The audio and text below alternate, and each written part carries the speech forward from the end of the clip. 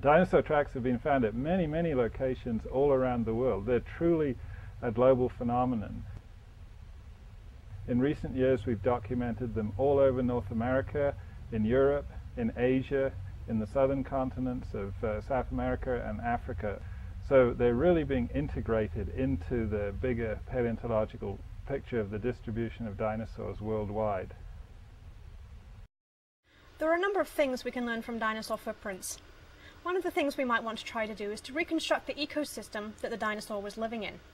In the case of the large trackway surface behind me, all of the footprints seem to be of the same size and shape, which indicates that they were made by basically the same type of animal, in this case a theropod dinosaur.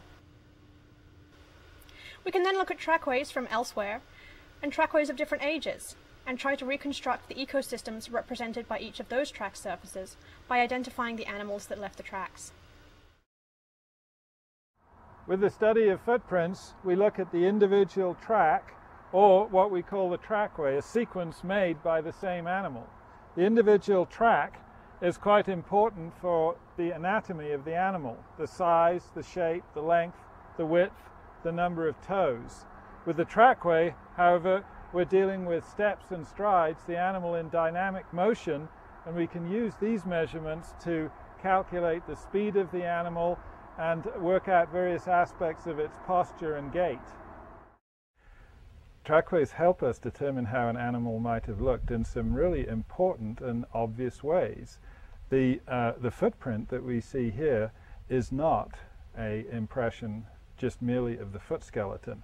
This thing had flesh on it. So firstly, we know what the animal's fleshed out foot looked like. In addition, we may be lucky and find skin impressions, which tells us more about the external appearance of the animal. This is the first fossil footprint that was named and described from North America. It was named in a publication by Edward Hitchcock in 1836, and he gave it the name Ornithocnites giganteus. It's also interesting because you can see the individual pad impressions on each toe. So for example, on this toe right here, you've got a bulbous impression here, which is one pad. There's a pad in front of it, and we see pads on each of the other toes as well. In general, there are rules that relate the shape of the foot to the leg and the rest of the animal. Animals that tend to have short toes tend to have long limbs and short bodies. By contrast, animals that tend to have long, narrow feet where the toes stick out tend to have short legs and long bodies. So this is just a piece of evidence for building the whole animal from the foot up. The shallow track is very good for understanding the morphology or the anatomy of the bottom of the foot, and also for where they place their feet. But in terms of how their limb is actually functioning, what is happening above the ground basically isn't preserved. Deep tracks, though, because the animal is sinking in, that volume of sediment is capturing in 3 dimensions evidence of how the toes moved, how the metatarsus or the sole of the foot moved.